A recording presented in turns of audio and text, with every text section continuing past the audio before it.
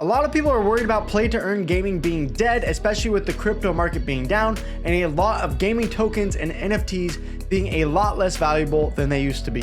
With Balthazar, I got to travel to NFT NYC and meet up with a bunch of new NFT games, as well as listen to a lot of conference speaking on NFT gaming. I want to share with you guys today my 10 insights and takeaways from NFT NYC and discuss, is play-to-earn gaming dead or is it simply changing?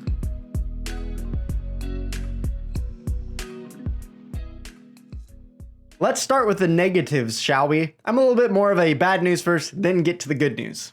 My first takeaway from NFT NYC is not only is the world not ready for NFT games, but I don't think NFT games are actually ready for the world either. Now, I know NFT NYC was a broad category reaching from PFPs to fashion to sports to games, and really gaming was just one section amongst many. However, I was still kind of disappointed with the representation of NFT games. All the booths in the entire conference maybe totaled around 30 to 40. And yes, there were other games there that we met with and there was attending, but probably the teams of different games maybe only totaled 100 to 200 teams at the event. Compare that to something like PAX that I've been to as a video game conference that had hundreds and hundreds of booths and a massive audience for gaming only. Now, of course, that's not a really fair comparison because that's a broad category conference versus a video game specific conference, but still, I think we have a lot of room to grow. Not only that, but between the 30 and 40 games that we met there, only a few of them actually had a playable demo ready to go. If we want to see NFT gaming reach the masses, then we really need to see more and more games being built, more and more demos being able to play, and at some point, we really need to have our own just NFT gaming conference. And at that point, that will hopefully have enough of an audience and enough games there to really make a dent in the entire gaming world. Or perhaps one day NFT gaming is just a natural part of gaming and they are all in one branch and they don't really need their own separate conference. Who knows? Either way, if you think about the massive amount of games that are created each and every year and how many of them fail to just create a few good succeeding ones in the public gamers' eyes, then NFT gaming is going to need to do the same thing. And I know there's lots of projects out there, but I still think there needs to be more, especially with good appealing gameplay.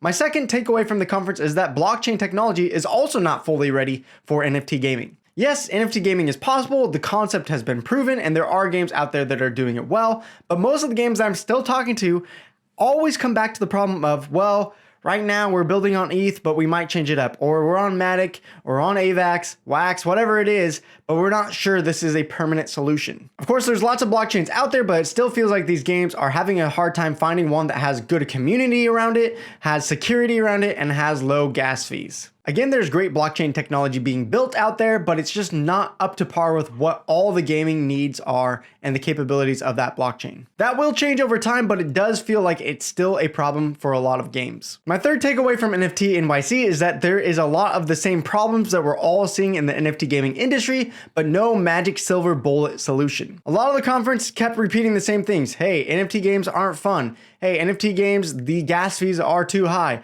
or there's too many scam projects, or you name it, a lot of the same problems over and over again were repeated. However, it is good to know that everyone is thinking relatively about the same problems because half the battle is knowing what problems need to be solved before you can find the solution.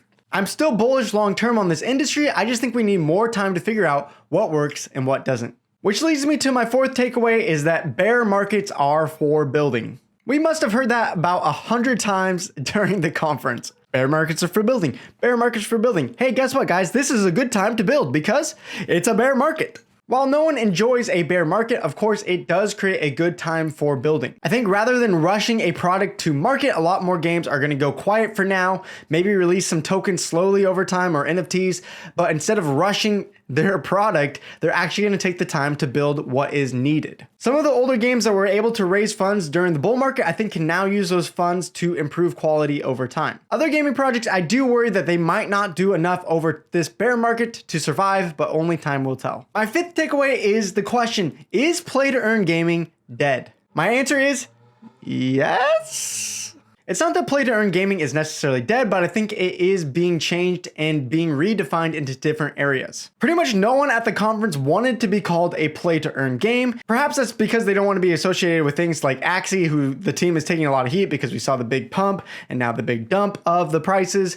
And so I think people are trying to say, hey, there needs to be a different model.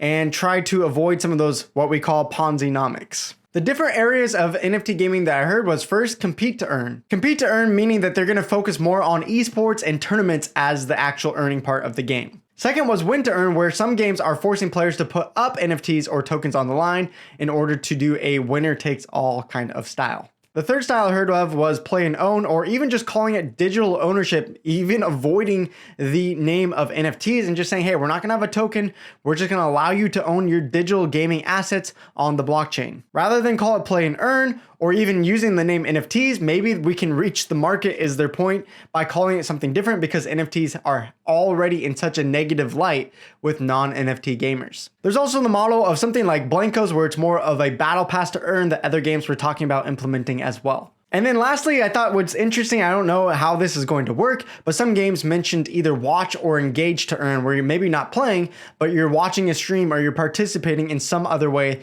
that benefits the community. So technically, yes, play to earn might be dead. No game really seems to want to associate themselves with that name anymore. And I think their point is we need to find a different model than just continually printing tokens and NFTs, and find different ways to utilize this NFT technology. Me, I think that is a good thing. Other games are now looking at games that have come before them and giving the respect. They have said, hey, look at Axie, they have got us to where we are, but now the model needs to change from here. And so taking the lessons that they can see from other games, implementing it, could give them better chances at success down the road. That is exciting.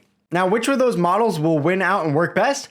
Who's to say? Maybe they all work out and we have just different styles of games using NFT technology and crypto in different ways. My sixth takeaway from NFT NYC is that indie games are rising up and they may not remain indie for too long. Several of the speakers mentioned in NFT gaming how much money is flowing into this industry, even while we are currently in a bear market. Whether from retail investors or from big VCs, a lot of money is coming into these indie games. They're able to get more funding. I've talked to a lot of games and met with them, and they said, hey, we started off with this small team of 3, we showed our demo, and now we have a bunch of funding that we're going to go out and change things, build even more, and create this massive now AAA game. Hopefully that just increases the quality of these NFT games over time. And at number 7, I was very interested to see that big brands from Web 2 are now jumping into Web 3. Whether it was the announcements of eBay and Spotify getting into the crypto space in some new ways, or now after the conference Fractal announcing that you can just use your essential Google account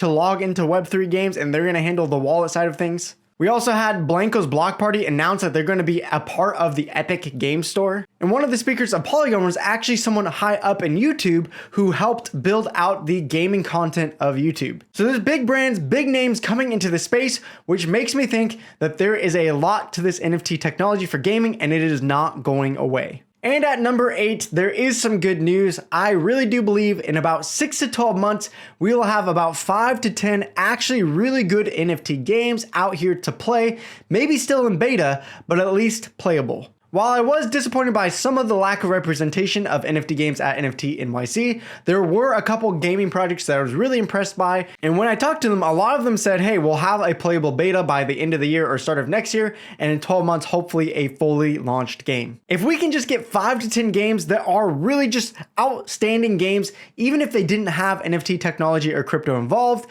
that is going to speak volumes for the industry as a whole and open up new avenues for new gamers to come into this space. Now for a little bit of a different topic, my 9th takeaway was that streaming revenue could look different here in the future. One of the speakers compared to how streamers get paid right now using things like Patreon or asking for donations and tips is pretty much how we paid bards back in the day, centuries and centuries ago. Instead, what they talked about is that NFT technology could potentially unlock different ways of revenue for streamers. For instance, let's say I'm streaming and I get a big win in a tournament and it's a really hype moment. I could clip it and sell that now as an NFT. Or maybe I win the tournament with a sniper headshot and I want to auction off that specific sniper that won me the tournament. That could raise some big revenue if I'm a streamer that people would want to have that and own that specific item. Much like in sports where people can get the game ball or have their jersey signed by a player, that can now happen with esports or just streamers in general through the power of NFTs. And lastly, coming in at number 10, I do have to admit, I feel like the metaverse is still a long ways off. Now, of course, every game brands themselves as having their own metaverse, but if we're really thinking of what the metaverse is, where everything is interconnected and there's interoperability between one gaming project to the next, that could be a long ways off still. Really, the only project that I felt like had good answers for actually creating a metaverse was Meta Engine, who we interviewed a few weeks ago on this channel, and we got to meet them in person. Really, the other projects I talked to weren't thinking about interoperability between different games. They're just calling their own game a metaverse and trying to link their NFT assets maybe to a game or two or three that they are creating, and that you can use one NFT in another. But if we're talking about the metaverse as this interconnected Web3 space where everything has interoperability, I think we're years and years away from that. I don't feel like many projects had good answers or solutions for that. So what do you think about these takeaways? Drop some comments below, or if somehow you were lucky enough to also go to NFT NYC, what were some big takeaways for you? More content to come from NFT NYC, including all the games that we met there, creating a top list for you guys to go check out. But for now, this is going to be it. Thank you for watching. I'll see you guys at one of these other videos. Take care, everyone.